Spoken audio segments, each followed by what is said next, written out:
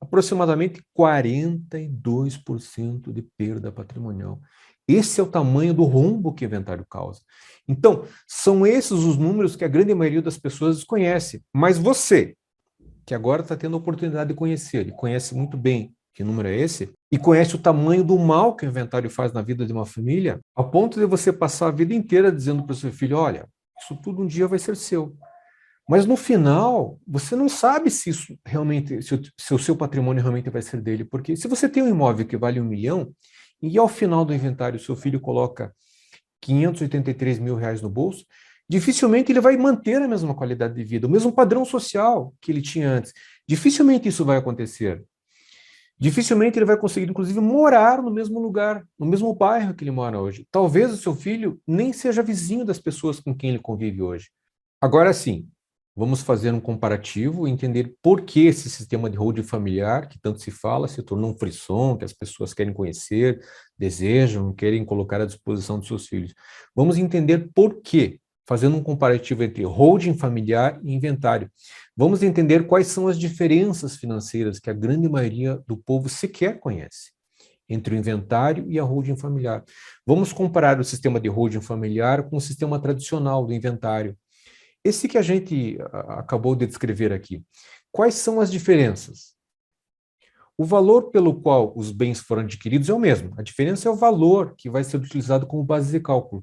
Na holding familiar, o valor utilizado como base de tudo não é o valor do mercado, mas o próprio valor da declaração de imposto de renda, o próprio valor de 300 mil reais, diferente daquele 1 milhão, e isso vai ter um impacto gigante nas contas. E como não vai ter que fazer inventário, você não vai ter a despesa com o cartório de notas. Porém, na holding, você vai ter o custo da junta comercial. Apesar de não ter a despesa com cartório de notas, você precisa fazer o registro daquela empresa, daquela célula, daquele CNPJ na junta comercial, que é onde se registra aquele documento. O valor aproximado dessa despesa gira em torno de mais ou menos uns R$ 1.200. Aqui já começa a diferença, mas ela ainda não é tão grande, ela não é tão significativa, né? A gente está falando de uma diferença de 5 mil para R$ 1.200, que são os atos de registro na junta. Aqui no sistema de holding, nós não vamos ter as despesas com as certidões. Os gastos com certidões não existem, mas nós vamos ter a despesa com o cartório de registro de imóveis. A grande diferença é que aqueles 0,5% eles vão incidir sobre 300 mil reais e não sobre R$ 1 milhão. Isso vai dar uma diferença considerável, vai dar aproximadamente R$ 1.500.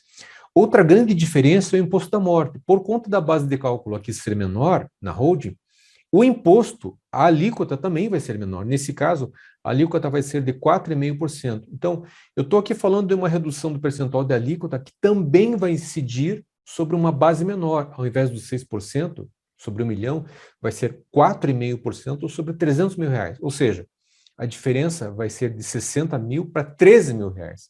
A diferença fiscal é gritante. Agora, o advogado, e essa é uma grande questão, porque o advogado que constrói esse sistema, imagina-se, deva custar muito mais caro que o advogado que aprendeu a fazer só inventário no banco da faculdade e cobra aqueles 7% sobre o valor do patrimônio. Aqui não.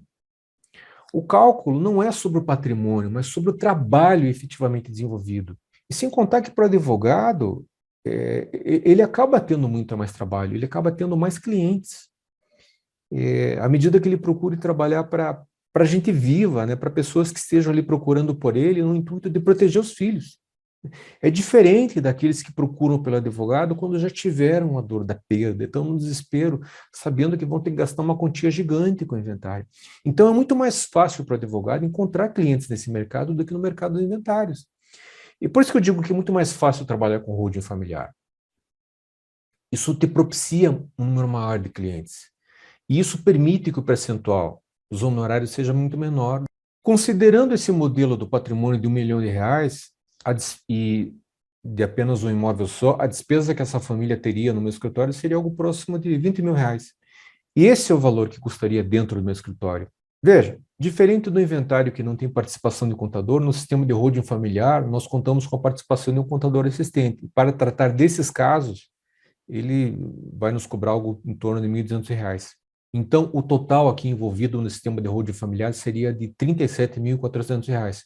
Olhe você o tamanho da diferença. É importante que você observe que essa solução de venda do imóvel, lá do inventário, ela não acontece com o sistema de holding familiar.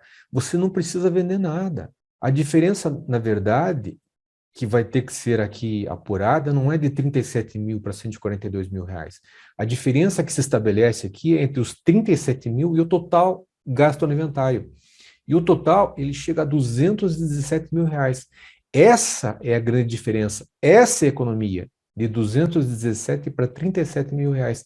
São quase 180 mil reais de diferença. Realmente, é algo assustador. Essa diferença ela é muito grande. A comparação do sistema de holding familiar com o inventário aponta que a holding ela tem um custo médio de 17% do custo do inventário.